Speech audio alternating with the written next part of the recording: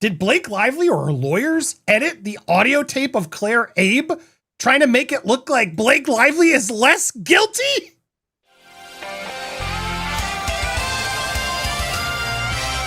Welcome to Popcorn Planet. I am Andy Signore. Man, I had a lot of shots because we just watched the full 38 minutes of this audio, Claire. My goodness. Tried to give you as much of the benefit of the doubt as I could, but it was rough. This Steve Sarowitz, Claire Abe recording that we still don't know if it was legally recorded.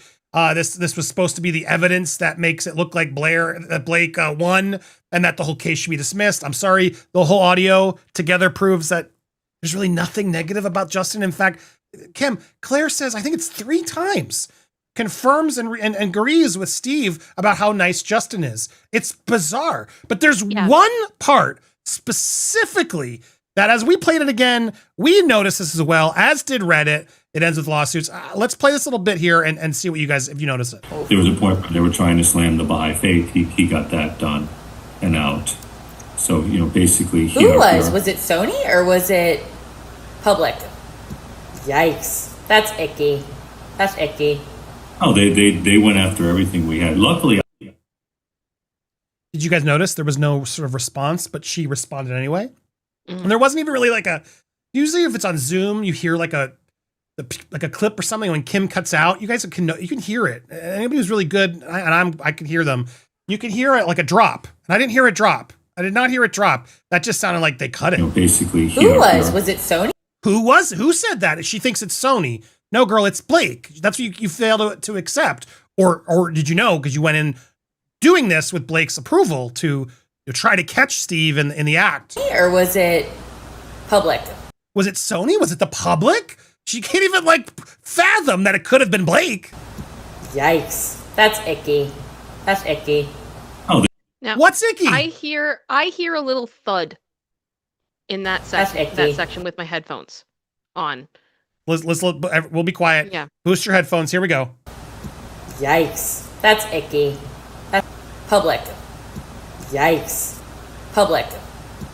Yeah. It's little and it's faint. Public. I don't know what it is. Yikes. Now to be clear. Honestly, here's how you know it wasn't a drop, because look. Yikes. Was it Sony or was it... It was public? Blake Lively. Yikes. Okay, so it could fit. The timing could work. It was Blake. There's enough time there for him to respond. Basically... Who was? Was it Sony or was it public? No, it was Blake. Yikes. That's icky. Yikes. Public. Yikes. That's it. Public. Yikes. Yeah, because the public and the yikes, there's not enough room in there. So if he overtalked the pub, it sounds like potentially speculation, what Reddit and others are saying. Did they cut that out to make it seem like he didn't blame Blake, which would have made Blake look more guilty? Kim, let's be honest. Did the little piece of that get snipped out? So when the playing was happening, there was less and less of them acknowledging that Blake and her saying Blake was icky. Did Claire do that before? I don't know. This audio was held by multiple people, right? So is this the full unedited? Did they check the metadata, et cetera, et cetera? I'm sure it will as court proceeds. But that sounds like a clip. That sounds like someone cut the moment that not enough time to answer it. It sounds like an edit. It doesn't sound like a dropped Steve, because throughout the call you can hear some moments where he does get dropped a bit, and it doesn't sound like that at all. So I don't know. It sounds like Claire is accusing Blake of being icky. Do you agree, Kim? It's definitely awkward. We do have to stress this is purely speculation. This is, sleuths looking at things and going, something's weird about this. And I'm not going to lie, when I heard it the first time too, I was like, that does seem strange. Now, there is mixing context. I assume if this was a video call, we don't know any physical cues that potentially could have been given by Steve or by Claire, and that could be additional context. So I don't want to assume too much. I do hope that this audio is going to be checked, essentially. Unfortunately, and I'm not accusing Blake and team of this, but moving forward, when you have audio files or even video files going into court with AI now, things have to be so checked.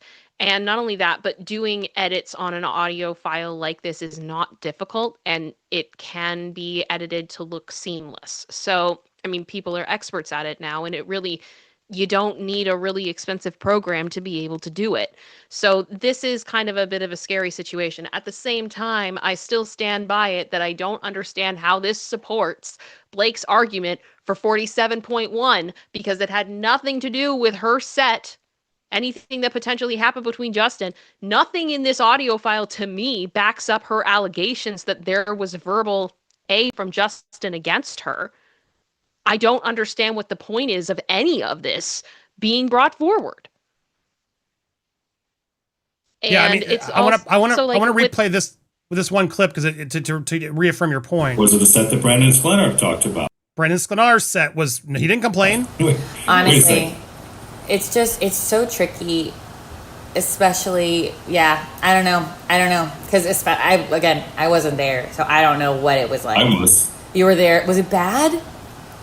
So she's so careful, and like, she won't just believe him, right? She's like, yeah, well, I wasn't there. And then he's like, well, I was. And then she finally asks, like, oh, was it bad? But it does feel like there's a little bit of like, well, I know you're telling me nothing went wrong, but I wasn't there, Steve, so I can't tell you. But she won't flat out like say it that much. But she's like trying to, which makes me wonder, was Blake involved in this? Like, and sort of ask her to tape the phone call. Was this all intention?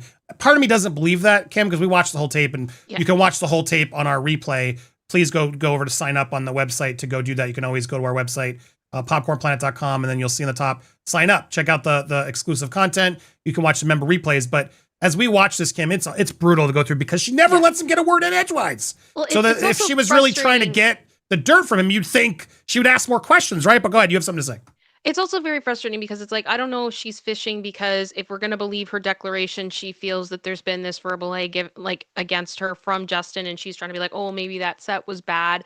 But again, there's multiple times throughout this audio where Steve speaks very highly of Justin, and she seems to be in agreement. There's no pushback of, well, that wasn't my experience or anything like that. There's just her saying like, yeah, it's good. It's good. Like there's which means that Steve, as a CEO or as a leader of a company, can't really address it because he doesn't know that there's a problem.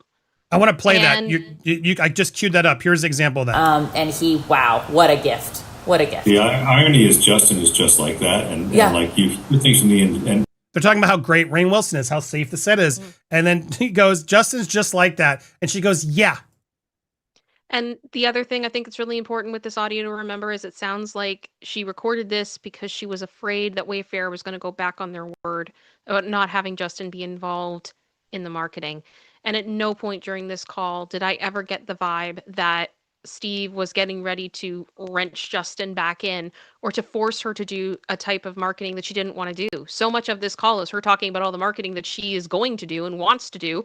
And he's just like, okay, fill the seats. Here's the most egregious one. Here it is. Nothing's really hit our studio. Like it's never, like basically people love Justin and they still love Justin. Yeah, that's good. And if you meet Justin, how could you not love Justin? I know. But yeah, I'm just. I know. They don't have, she literally says, I know. And if you meet Justin, how could you not love Justin? I know. I know. It's so if you know, confusing. then why are we here? It's so confusing. Why are we here, Kim? I mean, we're here because of 47.1. That's why we're here. And I don't understand why it's relevant. But that's just me, and I'm not a lawyer. Well, let's give Claire the benefit of the doubt. Let's see her popular series, a series of comebacks. One more episode. I pulled a new one. We're going to see if it's funny. Ready? We haven't watched this one. I can find another one, Kim. Here we go. If someone suggests that you go on a diet, just say, I'll start by cutting you out of my life.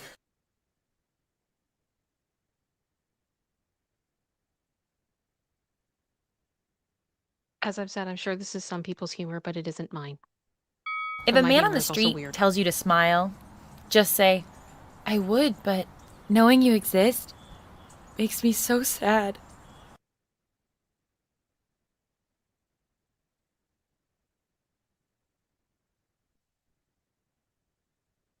If someone tells you your dreams are too big, just say, well, talking to you is a nightmare.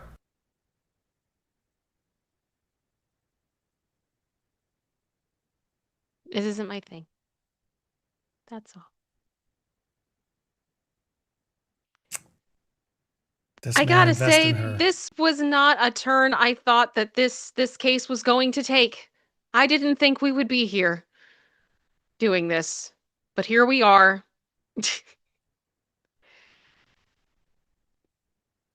Yeah. Well, there we go. There we go. Wow. Wow. I was trying to find a picture of them together. I can't find this moment, but yeah, there's a lot of pictures of Claire and at the screenings. And I'm confused, Claire. I'm confused. I'm confused by your comedy. I really just struggle to understand. Is it comedy? Is it like are you trying to be cringe? I'd love to know that. But more so, what did Justin do? What did Justin do? And did they edit it? Because that's very weird. Why is the part where they literally, she agrees, yes, that's icky. Yeah, Blake is icky. You're right. So then why did you team up with her and give her this audio? And if he's in Chicago, if Steve's in Chicago, Illinois is a two-party state. Did you get his permission to record this phone call? Where were you, Claire? You prepared for that one. I'm very curious how that's going to play out, because if you recorded this illegally, well, that's going to get you in some serious trouble. And I hope in that case, Steve, defends the studio just like he promised he would, because that's going to be real bad for Claire. Guys, make sure if you haven't already, hit that subscribe button, hit the bell for all alerts, whether you're watching live on the replay, hit the bells, hit the thumbs up. Come on, not enough of you liked it. Smash the likes in the comments today. Be sure to do it over as It's Kim as well. She's got more videos coming as well. We got a lot. I'm sorry. Did I offend you? Yes, Deadpool, you did, but it's an apology shirt, so that's why I'm wearing it. We got a lot more coming your way. You're not going to miss out, so make sure you stay tuned. Thank you guys so much for watching. And the replay is really good. I do some pretty good impressions of Claire. Sorry, Claire.